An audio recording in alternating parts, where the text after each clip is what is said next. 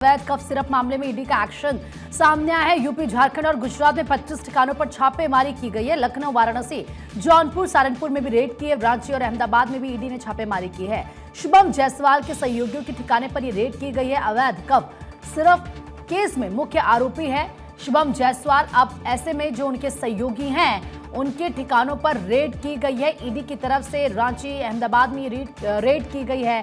लखनऊ, वाराणसी, जौनपुर, सहारनपुर में छापेमारी की गई। इसके अलावा यूपी, झारखंड और गुजरात में 25 ठिकानों पर छापेमारी की गई है। और इसी बीच एहतेशाम सिद्दीकी हमारे साथ जुड़ चुके हैं और ज्यादा जानकारी लेकर। एहतेशाम, क्या कुछ और जानकारी, क्योंकि एक साथ इतने सारे ठिकाने पर रेड के बाद एक हड़कंप जैसी स्थिति वहां पर देखने को मिल रही है?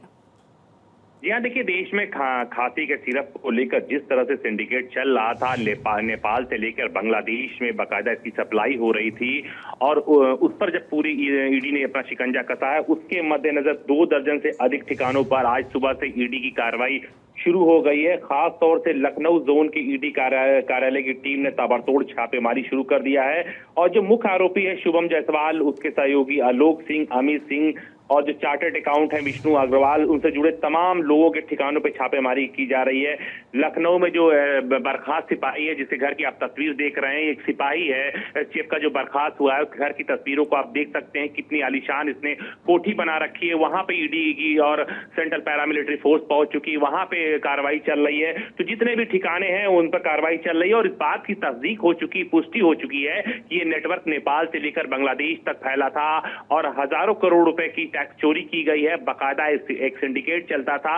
अब सवाल ये भी खड़ा हो रहा है कि इतनी मात्रा में लाइसेंस कैसे मिला है, कौन कौन लोग शामिल हैं, एफएसडीए ने अब तक कार्रवाई क्यों नहीं किया है, क्या और भी कंपनियों के जरिए कफ सिरप की सप्लाई की जा रही थी। तो तमाम ऐसे एविडेंस पुलिस को मिले हैं, जिसके बाद ईडी ने जांच शुरू किया है और ईडी ने लगातार छापेमारी शुरू कर दी है। यहाँ तक ये भी कहा जा रहा है कई पॉलिटिकल कनेक्शन भी है इसमें, कई राजनेताओं का सपोर्ट भी है, लेकिन एक छोटे छोटे लोग हैं जो बड़ी छोटी छोटी फेक कंपनियां बनाकर इतना बड़ा कारोबार कर रहे हैं, इतनी बड़ी बड़ी कोठी बना ले रहे हैं। और लखनऊ में जिस कोठी पर रेड चल रही है वो कोई आम कोठी नहीं है, करोड़ों की कोठी बताई जा रही है और एक सिपाही की कोठी है जहां पे ईडी की रेड चल रही है। तो इसमें कई और बड़े नाम के खुलासे हो सकते हैं और ईडी ने जब अपनी तरफ से शिकंजा कसा है, आज सुबह से छापेमारी शुरू की गई। ये भी बताया जा रहा है 24 से 48 घंटे तक छापेमारी चलेगी। ईडी ने बहुत से कंप्यूटर, दस्तावेज, लैपटॉप बरामद किया है। खास तौर से जो लोगों की अरेस्टिंग हुई है उनसे पूछताछ की जा रही है।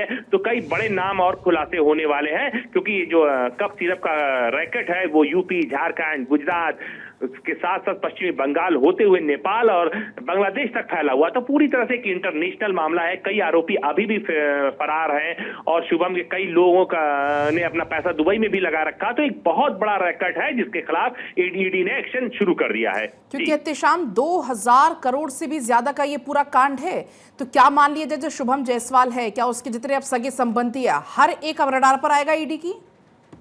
जी हाँ, देखिए, शुभम के जितने भी कारोबारी हैं वो सब रडार पे आएंगे। कल ही अपना अगर हम बात करें पूर्वांचल के जिलों में रेड पड़ी थी, उस रेड के बाद कई हजार शीशियां बरामद हुई हैं। अभी भी ये जानकारी लग रही कई ऐसे बड़े गोडाउन हैं जहां पे अभी भी शीशियों को डंप रखा गया है, जिनको अंडरग्राउंड किया गया है। तो जैसे जैसे गिरफ्तारियां होंगी तैसे तैसे परतें खुलती जाएंगी, लेकिन ये मामला पूरी तरह से इंटरनेशनल बन चुका है, क्योंकि पैसा दुबई भी शिफ्ट हुआ है, सप्लाई बांग्लादेश में हुई है और नेपाल में हुई।